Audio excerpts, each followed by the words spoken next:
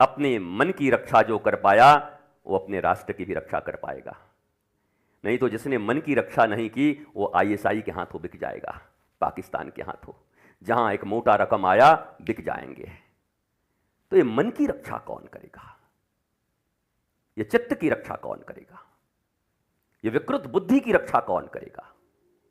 उसके लिए गोस्वामी जी ने बहुत प्यारी बात लिखी, बिनु सत्संग विवेक न होई और राम कृपा बिन सुलभ न सोई। सत्संग ही तुम्हारे इस विकृत बुद्धि को विवेक के द्वारा ठीक करेगा।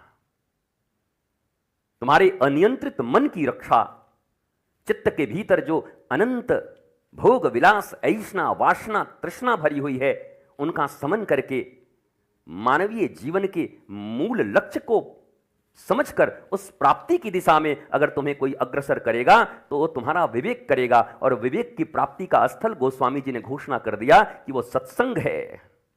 और सत्संग कैसे प्राप्त होता है? बोला राम कृपा बिन सुलभ न सोई। सत्संग में राम जी की कृपा प्राप्त करने नहीं आते। राम जी की कृपा हो गई है इसलिए सत्संग में हम आ गए हैं। उनकी कृपा हो गई है, अब उनकी कृपा से मिला यह सत्संग हमारी बुद्धि को शुद्ध करेगी, हमारे विवेक का वर्धन करेगी, हमारी चेतना को उन्नत करेगी, हमारे भीतर रचनात्मक ऊर्जा को भर देगी। विध्वंसात्मक नहीं, रचनात्मक।